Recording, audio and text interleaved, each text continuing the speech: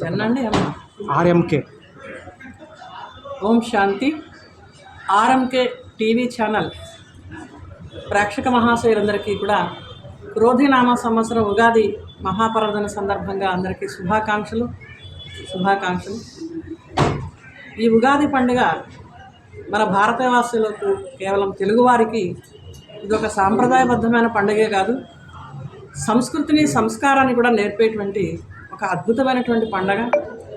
ఈ పండుగ మహాశివరాత్రి, ఈ రెండు మహాశివరాత్రి తర్వాత వచ్చేటువంటి ఈ ఉగాది పండుగ మనకి శ్రీరామనవమి పట్టాభిషేకాన్ని కూడా తీసుకొస్తుంది ముందు. మహాశివరాత్రి అనంతరం ఈ ఉగాది పండుగ అనేది కూడా సమయాన్నే సూచిస్తుంది. శివుని యొక్క రాత్రి కూడా సమయాన్ని సూచిస్తుంది. కానీ శివరాత్రి అనేది భారతవాసీలకు పూర్తిగా తెలియదని చెప్పచ్చు. శివుని రాకనే మనం శివరాత్రి అంటున్నాం.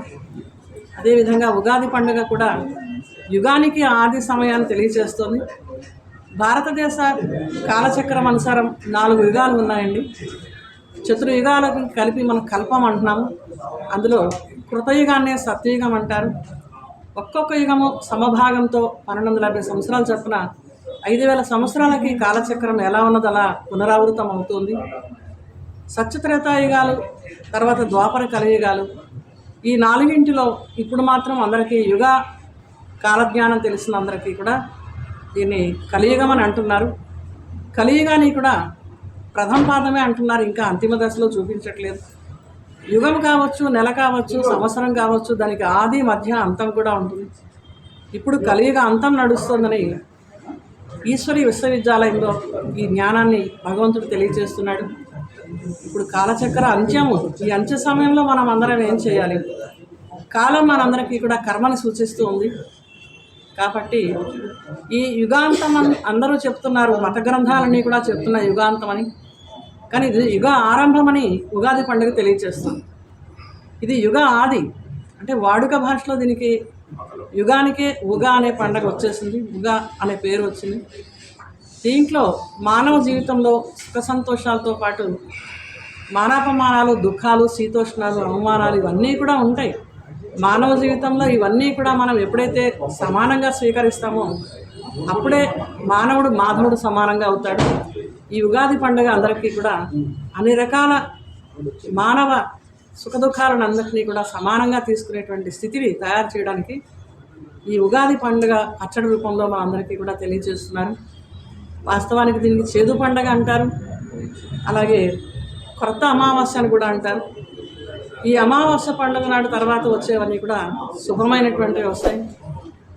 మనుషులు గ్రహరాశులను, మీనమేషాలను, నక్షత్రాలను వీటన్ని లెక్కెట్టి శాస్త్రీయ పరంగా చెప్పినటువంటి విషయాలైతే ఒక్కొక్క సంవత్సరం ఒక్కొక్క రాశి ఫలాలు సంభవిస్తాయని చెప్తారు.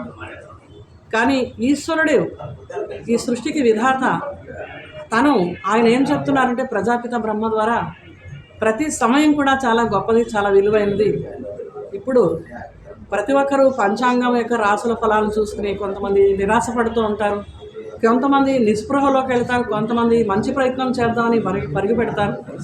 కానీ ఈరోజు ఆబాల గోపాలానికి కూడా ఈ ఉగాది పండుగ అనేది యథార్థంగా తెలుసుకున్నట్లయితే అన్నిటికీ కూడా చాలా మంచి అద్భుతాలు జరుగుతాయండి. అద్భుతాలు జరిగాయి, జరుగుతున్నాయి, జరగబోతాయి కూడా. ఈ అద్భుతము చెడు నుంచి మంచి వైపుకి తప్పకుండా సమాజాన్ని తీసుకువెళ్తుంది. మళ్ళీ మన భారతదేశంలో స్వర్ణిమ యుగం వస్తుంది. ఈ యుగాది పండుగ నాడు ఈ కాలచక్ర రహస్యాన్ని పత్రికాముఖంగా అందరినీ కూడా తెలుసుకోవాల్సిందిగా కూడా మేము అందరికీ కూడా సవినయంగా తెలియజేస్తున్నామండి. ఈ ఉగాది పండుగ ప్రతి సంవత్సరం కూడా మనం జరుపుకుంటూ ఉంటాం. అందరికీ కూడా ఎప్పట్లాగే సుఖ సంతోషాలను అనుభవించడానికి ముందు మనిషికి నైతిక విలువలతో పాటు, భౌతిక జ్ఞానంతో పాటు, విజ్ఞానంతో పాటు వివేకం కూడా జాగృతం అవ్వాలి. ఈరోజు మనిషి విజ్ఞాన వీధుల్లో తిరుగుతున్నాడు, కానీ అజ్ఞానం అనేటువంటి పాతాళంలోకి వెళ్ళిపోయాడు. కాబట్టి ప్రతి ఒక్క మనిషి కూడా ఈరోజు వివేకాన్ని జాగృతం చేసుకునేందుకు ఆధ్యాత్మిక చింతన అనేది అలవరుచుకోవాలి. ప్రజాపిత బ్రహ్మకుమారి ఈశ్వరీ విశ్వవిద్యాలయంలో ఈశ్వరుని ధ్యానము చాలా సహజ రీతిలో పరిపాట్లు చేసుకుంటూ, మరి ప్రతి కర్మ కూడా మనం ఆచరిస్తూ కూడా ఈశ్వరుని స్మృతి చేయడం వల్ల మన లోపల ఉండేటువంటి అన్ని నకారాత్మక చింతన లేదా అనేక రకాల చెడు భావ స్వభావాలన్నీ కూడా తొలగి అందరికీ కూడా మనశ్శాంతి అనేది వస్తుంది. ప్రతి ఒక్కరూ ఎవరైతే శాంతిగా ఆలోచిస్తారో అప్పుడు ముందు మనలో ఉన్న తప్పులు మనకు తెలుస్తాయి. ఎవరి తప్పు వాళ్ళు సవరించుకోవడం ద్వారా సమాజం దానంతటదే సవరించబడుతుంది. కాబట్టి ప్రతి ఒక్కరూ కూడా ఈ ఉగాదికి ఒక ఆధ్యాత్మిక చింతన, ఆధ్యాత్మిక జాగృతి వైపుకి ప్రయాణం చేయాలని, అందరికీ కూడా సుఖ సంతోషాలు లభించాలని కోరుతూ సెలవు తీసుకున్నాను. ధన్యవాదాలు. ఓం శాంతి.